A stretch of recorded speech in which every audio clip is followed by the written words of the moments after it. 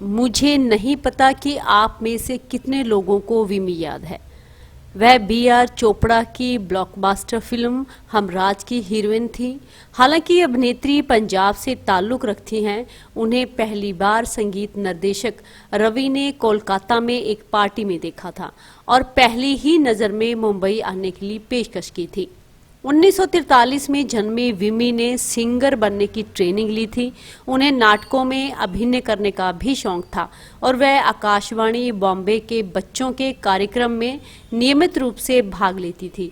उन्होंने Sophia college और मुंबई से मनोविज्ञान में स्नातक की उपाधि प्राप्त की और कोलकाता के व्यवसायी शिव अग्रवाल से शादी की, जो हार्डवेयर व्यवसाय में थे। यह संगीत निर्देशक रवि थे जिन्होंने उन्हें बी.आर. चोपड़ा से मिलवाया और उन्होंने तुरंत उन्हें हमराज में लीड फीमेल की भूमिका की पेशकश कर दी। यह विमी की पहली फिल्म थी और इसने बॉक्स ऑफिस पर अच्छा प्रदर्शन किया था। फिल्म की सफलता ने विमी को रातों रात स्टार बना दिया था और अब उनके सामने फिल्मों की कतार लग गई थी। मेकर्स विमी को अपनी फिल्मों में लेने के लिए बेताब थे क्योंकि वह बेहद खूबसूरत थी। उनके पति ने उन्हें बिना शर्त समर्थन दिया, भले ही उनके माता पिता और ससुराल वालों ने इस जोड़े को छोड़ दिया था क्योंकि वो इस लाइन को पसंद नहीं करते थे और वे फिल्मों में शामिल होने के खिलाफ थे।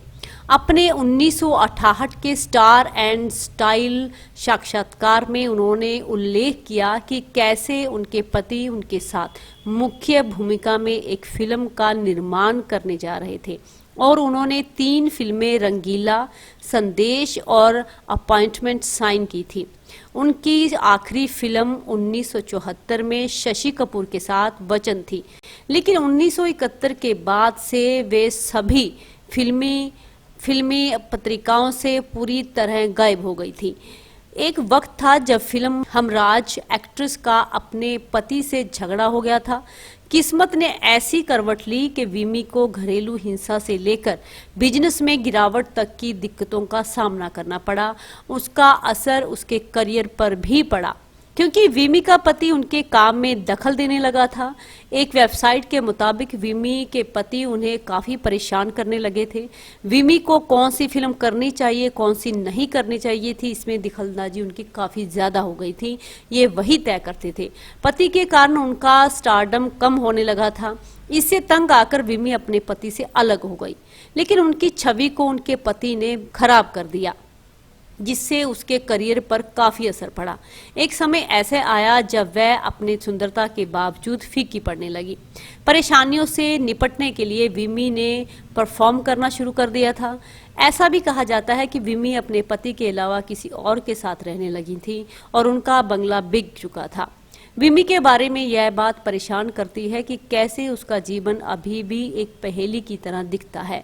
उनकी मृत्यु और उनके जीवन के अंतिम कुछ वर्षों के बारे में विरोधाभासी रिपोर्ट है, जबकि सभी रिपोर्ट ने सहमति व्यक्त की है कि उसने बहुत शराब पीनी शुरू कर दी थी। सीने एडवांस ने कहा कि उसने शराब पीनी छोड़ दिया था और अपने करियर पर ध्यान दे रही थी। इसका सीधा असर स्वास्थ्य पर पड़ रहा था, उसकी इमेज पर पड़ रहा था। विमी की जिंदगी में एक वक्त ऐसा भी आया जब वो गुमनामी के अंधेरे में खो गई थी और उन्हें नानावती अस्पताल में भर्ती करवाया गया, लेकिन उसकी देखभाल करने वाला कोई नहीं था और ना ही इलाज के लिए उसके पास पैसे थे। लेकिन उनके मृत्यु लेख ने संकेत दिया कि वह वेश्यावृत्ति में भी चली गई थी और भिन्न भिन्न होटलों में रहने लगी थी। उनके जीवन के बारे में अनगिनत कहानियां हैं जिनमें अंतहीन साजिश के सिद्धांत भी शामिल हैं। यह वास्तव में एक बड़ा रहस्य है और हमेशा के लिए यह रहस्य ही रहेगा।